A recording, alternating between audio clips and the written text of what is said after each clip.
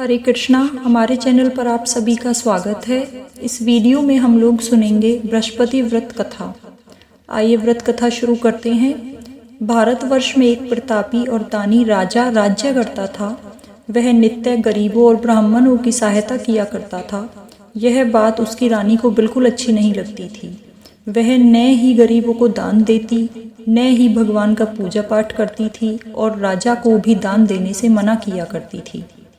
एक दिन राजा शिकार खेलने वन को गए हुए थे तो रानी महल में अकेली थी। उसी समय बृहस्पति देव साधु वेश में राजा के महल में भिक्षा के लिए गए और भिक्षा मांगी। रानी ने भिक्षा देने से साफ इनकार कर दिया और कहा, हे साधु महाराज, मैं तो दान पुण्य से तंग आ गई हूँ। मेरा पति सारा धन लुटाते रहते हैं। मेरी इच्छा है कि हमारा सारा धन नष्ट हो जाए, फिर न रहेगा बांस, न बजेगी बांसुरी। साधु ने कहा, देवी तुम तो बड़ी विचित्र हो। धन संतान तो सभी को चाहिए होते हैं। पुत्र और लक्ष्मी तो पापी के घर में भी होनी चाहिए। यदि तुम्हारे पास अधिक धन है तो भूखों को भोजन दो, प्यासों के लिए प्याऊ बनवाओ, मुसाफिरों के लिए धर्मशालाएं खुलवाओ। जो निधन अपनी कुंवारी कन्याओं का विवाह नहीं कर सकते, उनका विवाह करवा दो। ऐसे और कई काम हैं जो तुम कर सकती हो, जिनके करने से तुम्हारा यश लोक और परलोक में फैलेगा। परंतु रानी का उपदेश का कोई प्रभाव न पड़ा। वह बोली, महाराज आप मुझे कुछ न समझाएं। मैं ऐसा धन नहीं चाहती जो हर जगह बांटती फिरूं। साधु ने उत्तर दिया, यदि तुम्हारी ऐसी इच्छा है तो तथास्तु। तुम ऐसा करना कि बृहस्पतिवार को घर लीपकर पीली मिट्टी से अपना सर धोकर स्नान करना, भट्टी चढ़ाकर कपड़े धोना। ऐसा करने से तुम्हारा सारा धन नष्ट हो जाएगा। इतना कहकर वह साधु महाराज वहां से चले गए। साधु के अनुसार कई बातों को पूरा करते हुए रानी को 3 बृहस्पतिवार ही बीते थे कि उसकी समस्त धन संपत्ति नष्ट हो गई। भोजन के लिए राजा का परिवार तरसने लगा। तब एक दिन राजा ने रानी को कहा, हे रानी, तुम यहीं रहो, मैं दूसरे देश में जाता हूँ, क्योंकि यहाँ पर सब लोग मुझे जानते हैं, इसलिए मैं कहीं छोटा कार्य नहीं कर सकता। ऐसा कहकर राजा परदेश चला गया। वहाँ वह जंगल से लकड़ी काटकर लाता और शहर में बेचने जाता। इस तरह वह अपना जीवन व्यतीत करने लगा। इधर राजा के परदेश जाते ही रानी और दासी दुखी रहने लग गए। एक बार जब रानी और दासी को 7 दिन तक बिना भोजन के रहना पड़ा तो रानी ने अपनी दासी से कहा, हे दासी, पास के ही नगर में मेरी बहन रहती है। वह बड़ी धनवान है, तू उसके पास जा और कुछ लेकर आ। दासी रानी की बहन के पास चली गई। उस दिन गुरुवार था और रानी की बहन उस समय बृहस्पति व्रत की कथा सुन रही थी। दासी ने रानी की बहन को अपनी रानी का संदेश दिया, लेकिन रानी की बड़ी बहन ने कोई उत्तर नहीं दिया। जब दासी को रानी की बहन से कोई उत्तर नहीं मिला तो वह बहुत दुखी हुई और उसे क्रोध भी आया। दासी ने वापस जाकर रानी को सारी बात बता दी। सुनकर रानी को भी बहुत दुख हुआ और वह अपने भाग्य को कोसने लग गई। उधर रानी की बहन ने सोचा, मेरी बहन की दासी आई थी, परंतु मैं उससे नहीं बोली, इससे वह बहुत दुखी हुई होगी। कथा सुनकर और पूजन समाप्त करके वह अपनी बहन के यहाँ गई और बोली, हे बहन, मैं बृहस्पतिवार का व्रत कर रही थी। तुम्हारी दासी मेरे पास आई थी, परंतु तब तक कथा समाप्त नहीं हुई थी, तो इस वजह से मैं उससे ना बोली, ना मैंने उससे कुछ कहा, इसलिए मैं आपके पास आई हूँ। कहो दासी किस लिए आई थी? रानी बोली, बहन तुमसे क्या छुपाऊं, हमारे घर में खाने तक को अनाज नहीं था। ऐसा कहते कहते रानी रोने लग गई। उसने दासी समेत पिछले 7 दिनों से कुछ नहीं खाया था। यह बात अपनी बहन को विस्तार पूर्वक बताई। रानी की बहन बोली, देखो बहन, भगवान बृहस्पति देव सबकी मनोकामना पूर्ण करते हैं। देखो शायद तुम्हारे घर में भी कहीं अनाज रखा हो। पहले तो रानी को विश्वास नहीं हुआ पर बहन के आग्रह करने पर उसने अपनी दासी को अंदर भेजा तो उसे सचमुच में अनाज से भरा हुआ एक घड़ा मिल गया। वह देखकर दासी तो बड़ी हैरान हो गई।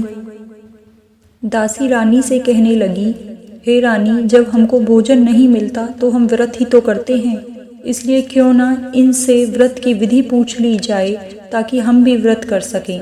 तब रानी ने अपनी बहन से बृहस्पति देव की व्रत की विधि पूछी। रानी की बहन ने बताया, बृहस्पतिवार के व्रत में चने की दाल मुनक्के से विष्णु भगवान का केले की जड़ में पूजन करते हैं तथा दीपक जलाते हैं, व्रत कथा सुनते हैं और पीला भोजन ही करते हैं। इससे बृहस्पति देव प्रसन्न हो जाते हैं। व्रत और पूजन की विधि बताकर रानी की बहन अपने घर वापस लौट गई। 7 दिन के बाद जब गुरुवार आया तो रानी और दासी ने व्रत रखा। गुड़साल में जाकर चना और गुड़ लेकर आई, फिर उससे केले की जड़ तथा विष्णु भगवान का पूजन किया। अब पीला भोजन कहाँ से आए, इस बात को लेकर दोनों दुखी थे। चूंकि उन्होंने व्रत रखा था इसलिए बृहस्पति देव उनसे प्रसन्न थे, इसलिए वे एक साधारण व्यक्ति का वेश धारण कर 2 थालों में सुंदर पीला भोजन दासी को दे गए। भोजन पाकर दासी प्रसन्न हुई और फिर रानी के साथ मिलकर भोजन ग्रहण किया। उसके बाद वे सभी गुरुवार को व्रत और पूजन करने लगी। बृहस्पति भगवान की कृपा से उनके पास फिर से धन संपत्ति वापस आ गई, परंतु रानी फिर से पहले की तरह आलस्य करने लग गई।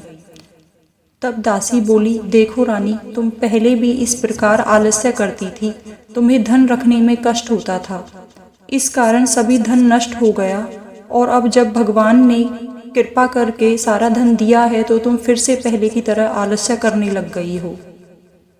रानी को समझाते हुए दासी कहती है कि बड़ी मुसीबतों के बाद हमने यह धन पाया है, इसलिए हमें दान पुण्य करना चाहिए, भूखे मनुष्य को भोजन कराना चाहिए और धन को शुभ कामों में लगाना चाहिए, जिससे तुम्हारे कुल का यश फैलेगा, स्वर्ग की प्राप्ति होगी और पितृ प्रसन्न होंगे। दासी की बात सुनकर रानी अपने धन को शुभ कार्यों में खर्च करने लग गई, जिससे पूरे नगर में उसका यश फैलने लग गया। दूसरी तरफ राजा एक दिन जंगल में एक पेड़ के नीचे आसन जमाकर बैठ गया। वह अपनी दशा को याद करके व्याकुल होने लगा। बृहस्पतिवार का दिन था। एकाएक उसने देखा कि निर्जन वन में एक साधु प्रकट हुए। वह साधु वेश में स्वयं बृहस्पति देवता ही थे। लकड़हारे के सामने आकर बोले, हे लकड़हारे, इस सुनसान जंगल में तू चिंता मगन क्यों बैठा है? लकड़हारे ने दोनों हाथ जोड़कर प्रणाम किया और उत्तर दिया, महात्मा जी, आप सब जानते हैं, मैं क्या कहूँ। यह कहकर रोने लगा और साधु को अपनी आत्मकथा सुनाई। महात्मा जी ने कहा, तुम्हारी स्त्री ने बृहस्पति के दिन बृहस्पति भगवान का निरादर किया है, जिसके कारण रुष्ट होकर उन्होंने तुम्हारा धन नष्ट कर दिया। अब तुम चिंता को दूर करके मेरे कहने पर चलो तो तुम्हारे सब कष्ट दूर हो जाएंगे और भगवान पहले से भी अधिक संपत्ति देंगे। तुम बृहस्पति के दिन कथा की 2 पैसे के चने मुनक्का लाकर उसका प्रसाद बनाओ और शुद्ध जल से लोटे में शक्कर मिलाकर अमृत तैयार करो। कथा के पश्चात सारे परिवार और सुनने वाले को प्रसाद बांटो। ऐसा करने से भगवान तुम्हारी सारी मनोकामना पूर्ण करेंगे। साधु के ऐसे वचन सुनकर लकड़हारा बोला, हे प्रभु, मुझे लकड़ी बेचकर इतना पैसा नहीं मिलता जिससे भोजन के उपरांत कुछ बचा सकूं। मैंने रात्रि में अपनी स्त्री को व्याकुल देखा है, मेरे पास कुछ भी नहीं है जिससे मैं उसकी खबर मंगा सकूं। साधु ने कहा, हे लकड़हारे, तुम किसी बात की चिंता मत करो। बृहस्पति के दिन तुम रोजाना की तरह लकड़ियां लेकर शहर जाओ। तुम्हें रोज से दुगने दाम प्राप्त होंगे, जिससे तुम भली भांति भोजन कर लोगे और बृहस्पति देव की पूजा का सामान भी आ जाएगा। इतना कहकर साधु अंतर्ध्यान हो गए। धीरे धीरे समय व्यतीत होने पर बृहस्पतिवार का दिन आया। लकड़हारा जंगल से लकड़ी काटकर किसी शहर में बेचने गया। उसे उस दिन और दिन से अधिक पैसे मिले। राजा ने चना गुड़ आदि लेकर गुरुवार का व्रत किया। उस दिन से उसका सभी कलेश दूर हो गया। परंतु जब दोबारा गुरुवार आया तो बृहस्पति देव का व्रत करना भूल गया। इस कारण बृहस्पति देव नाराज हो गए। उस दिन नगर में राजा ने विशाल यज्ञ का आयोजन किया तथा शहर में यह घोषणा करा दी, कोई भी मनुष्य अपने घर भोजन न बनवावे, न आग जलवावे और यहाँ भोजन करने आए। इस आज्ञा को जो न मानेगा उसे फांसी की सजा दी जाएगी। इस तरह की घोषणा संपूर्ण नगर में करवा दी गई। राजा की आज्ञा अनुसार शहर के सभी लोग भोजन करने गए, लेकिन लकड़हारा कुछ देर से पहुंचा, इसलिए राजा उसको अपने साथ घर ले गए। घर ले जाकर भोजन करवा रहे थे तो रानी की दृष्टि उस खूंटी पर पड़ी जिस पर उसका हार टंगा हुआ था। वह वहां पर दिखाई नहीं दिया। रानी ने निश्चित किया कि मेरा हार इस मनुष्य ने ही चुराया है। उसी समय सिपाहियों को बुलवाकर उसको कारागार में डलवा दिया। जब लकड़हारा कारागार में पड़ गया और बहुत दुखी होकर विचार करने लगा कि न जाने कौन से पूर्व जन्म के कर्म से मुझे यह दुख प्राप्त हुआ है, उसी समय साधु को याद करने लगा जो जंगल में मिला था। उसी समय तत्काल बृहस्पति देव साधु के रूप में प्रकट हुए और उसकी दशा को देखकर कहने लगे, अरे मूर्ख, तूने बृहस्पति देव की कथा नहीं करी, इस कारण तुझे दुख प्राप्त हुआ है। अब चिंता मत कर, बृहस्पतिवार के दिन कारागार के दरवाजे पर 4 पैसे पड़े मिलेंगे, उससे तू बृहस्पति देव की पूजा करना, तेरे सभी कष्ट दूर हो जाएंगे। बृहस्पति के दिन उसे 4 पैसे मिले। लकड़हारे ने कथा कही। उसी रात्रि को बृहस्पति देव ने उस नगर के राजा के स्वप्न में कहा, हे राजा, तुमने जिस आदमी को कारागृह में बंद कर दिया है वह निर्दोष है। वह राजा है, उसे छोड़ देना। रानी का हार उसी खूंटी पर लटका है। अगर तू ऐसा नहीं करेगा तो तेरा सारा राज्य नष्ट कर दूंगा। इस तरह रात्रि के स्वप्न को देखकर राजा प्रातःकाल उठा और खूंटी पर हार देखकर लकड़हारे को बुलाकर क्षमा मांगी तथा लकड़हारे को योग्य सुंदर वस्त्र आभूषण देकर विदा कर दिया। बृहस्पति देव की इच्छा अनुसार लकड़हारा अपने नगर को चला गया। राजा जब नगर के निकट पहुंचा तो उसे बड़ा आश्चर्य हुआ। नगर में पहले से अधिक बाग, तालाब, कुएं तथा बहुत सी धर्मशाला, मंदिर बन गए थे। राजा ने पूछा, यह किसका बाग और धर्मशाला है? तब नगर के सब लोग कहने लगे, यह सब रानी और बांदी के हैं। तो राजा को आश्चर्य हुआ और गुस्सा भी आया। जब रानी ने यह खबर सुनी कि राजा आ रहे हैं तो उन्होंने बांदी से कहा कि हे दासी, देख, राजा हमको कितनी बुरी हालत में छोड़कर गए थे। हमारी ऐसी हालत देखकर वे लौट न जाएं, इसलिए तू दरवाजे पर खड़ी हो जा। आज्ञा अनुसार दासी दरवाजे पर खड़ी हो गई। राजा आए तो उन्हें अपने साथ लिवा लाई। तब राजा ने क्रोध करके अपनी रानी से पूछा कि यह धन तुम्हें कहाँ से प्राप्त हुआ? जब उन्होंने कहा, हमें यह सब धन बृहस्पति देव के व्रत रखने के प्रभाव से प्राप्त हुआ है।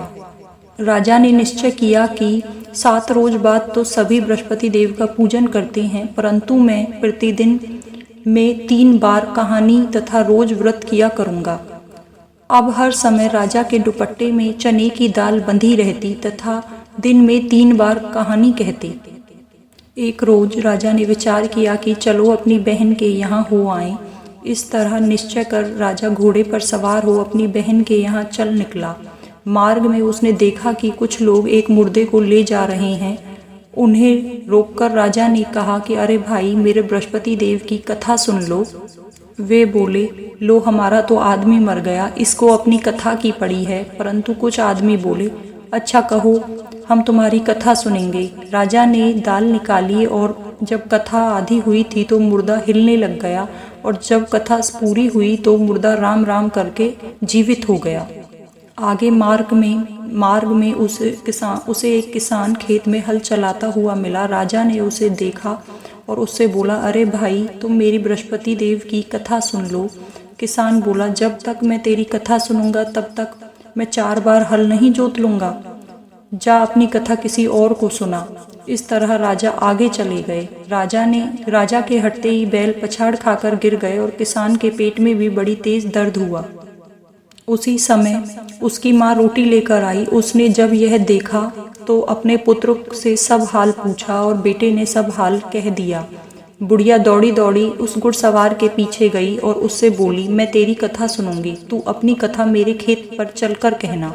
राजा ने बुढ़िया के खेत पर जाकर कथा कही, जिसके सुनते ही बैल उठ गए और किसान के पेट का दर्द भी सही हो गया। राजा अपनी बहन के घर पहुंचा। बहन ने भाई की खूब खातिरदारी की। दूसरी रोज प्रातःकाल राजा जगा तो वह देखने लगा कि सब लोग भोजन कर रहे हैं। राजा ने अपनी बहन से कहा, ऐसा कोई मनुष्य है जिसने भोजन नहीं किया हो और मेरे बृहस्पतिवार की कथा सुन ले। बहन बोली, हे भैया, यह देश ऐसा ही है, पहले सब भोजन करते हैं, बाद में अन्य काम करते हैं। अगर कोई पड़ोस में हुआ तो देख कर आती हूँ। वह ऐसा कहकर देखने चली गई, परंतु उसे ऐसा कोई व्यक्ति नहीं मिला जिसने भोजन ना किया हो। अतः वह एक कुम्हार के घर गई जिसका लड़का बीमार था। उसे मालूम हुआ कि उन्होंने 3 रोज से भोजन नहीं किया है। रानी ने अपने भाई की कथा सुनने के लिए कुम्हार से कहा तो वह तैयार हो गया। राजा ने जाकर बृहस्पतिवार की कथा कही, जिसको सुनकर उसका लड़का ठीक हो गया। अब तो राजा की प्रशंसा होने लग गई। अब एक रोज राजा ने अपनी बहन से कहा, हे बहन, हम अपने घर को जाएंगे, तुम भी तैयार हो जाओ। राजा की बहन ने अपनी सास से कहा। सास ने कहा, हाँ चली जाओ, परंतु अपने लड़के को मत लेकर जाना, क्योंकि तुम्हारे भाई की कोई संतान नहीं है। बहन ने अपने भैया से कहा, हे भैया, मैं तो चलूंगी, परंतु कोई बालक नहीं जाएगा। राजा बोला, जब बालक ही नहीं जाएंगे तो तुम क्या करोगी चलकर। बड़े दुखी मन से राजा अपने नगर लौट आया। राजा ने रानी को कहा, हम निर्वंशी हैं, हमारा मुंह देखने का धर्म नहीं है और कुछ भोजन आदि नहीं किया। रानी बोली, हे प्रभु, बृहस्पति देव ने हमें सब कुछ दिया है, वह औलाद भी अवश्य देंगे। उसी रात को बृहस्पति देव राजा के स्वप्न में आए और बोले, हे राजा, उठो, सभी सोच त्याग दो, सभी चिंता त्याग दो, तुम्हारी रानी गर्भ से है। राजा को यह सुनकर बहुत खुशी हुई। 9वें महीने में उसके गर्भ से एक सुंदर पुत्र पैदा हुआ। तब राजा बोला, हे रानी, स्त्री बिना भोजन के रह सकती है, पर बिना कहे नहीं रह सकती। जब मेरी बहन आए तो तुम उसे कुछ मत कहना। रानी ने सुनकर हाँ कर दिया। जब राजा की बहन ने यह शुभ समाचार सुना तो वह बहुत खुश हुई तथा बधाई लेकर अपने भाई के यहाँ आ गई। तभी रानी ने कहा, घोड़ा चढ़कर तो नहीं आई, पर गधा चढ़कर आई। राजा की बहन बोली, भाभी, अगर मैं इस प्रकार ना कहती तो तुम्हें संतान कैसे होती। बृहस्पति देव ऐसे ही हैं, जैसी जिसकी मन में कामना सभी की पूर्ण करते हैं। तो दोस्तों, यहाँ पर यह कथा समाप्त होती है। अगर आपको यह कथा अच्छी लगी तो विष्णु भगवान की जय अवश्य लिखना। हमारे चैनल को लाइक करना, शेयर करना, सब्सक्राइब करना। धन्यवाद।